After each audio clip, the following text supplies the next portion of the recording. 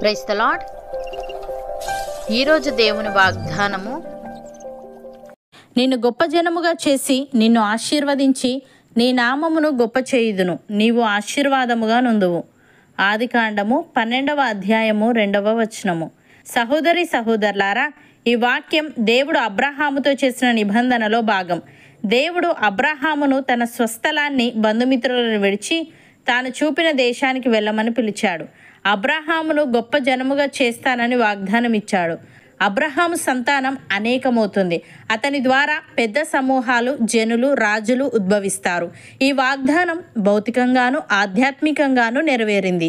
ఇది సాధారణమైన ప్రసక్తిని దాటి భవిష్యత్తులో అతని సంతతిలో ఉన్న ఇజ్రాయేలు ప్రజలను సూచిస్తుంది. అలాగే విశ్వాసం ద్వారా అబ్రహాము సంతానమై నేటికి ప్రపంచవ్యాప్తంగా కోట్ల మంది విశ్వాసులు అబ్రహామును ఆత్మీయ తండ్రిగా గౌరవిస్తారు. అలాగే నీ నామమును గొప్ప చేయుదును, నీవు ఆశీర్వాదముగా నుందువని దేవుడు వాగ్దానం ఇచ్చాడు. ఆయన చెప్పినట్టుగానే అబ్రహాము పేరు ప్రపంచమంతా గుర్తింపు పొందింది. నేటికి అబ్రహాము విశ్వాసులకు తండ్రి అనే పేరుతో ప్రసిద్ధుడు. అలాగే అబ్రహాము తన జీవితం ద్వారా ఇతరులకు ఆశీర్వాదకరంగా మారాడు. దేవుడు అతనిని ఆశీర్వదించినట్లే అతను కూడా ఇతరులపై మంచి ప్రభావం చూపించాడు.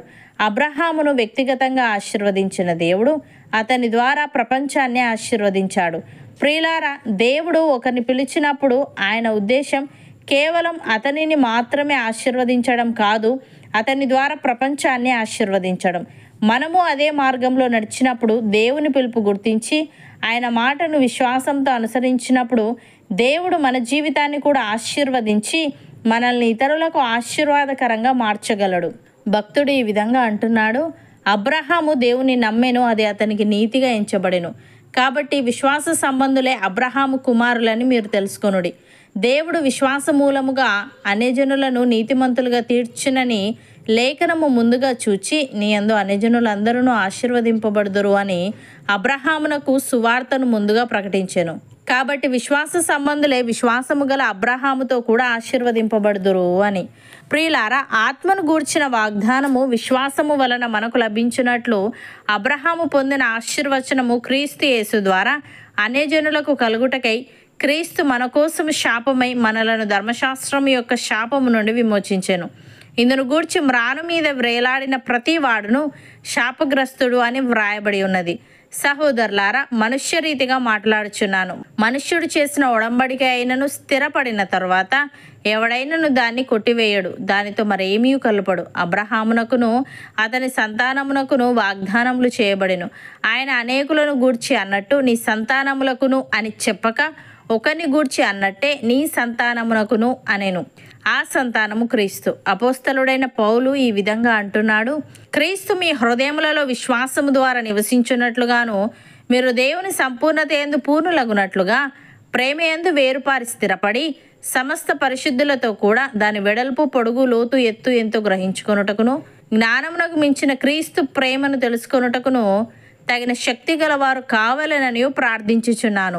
మనలో కార్యసాధకమైన తన శక్తి చొప్పున మనము అడుగుబాటన్నిటికంటేను ఊహించు వాటన్నిటికంటేను అత్యధికముగా చే శక్తి గల దేవునికి క్రీస్తు యేసు మూలముగా సంఘములో తరతరములు సదాకాలము మహిమ కలుగునుగాక అని.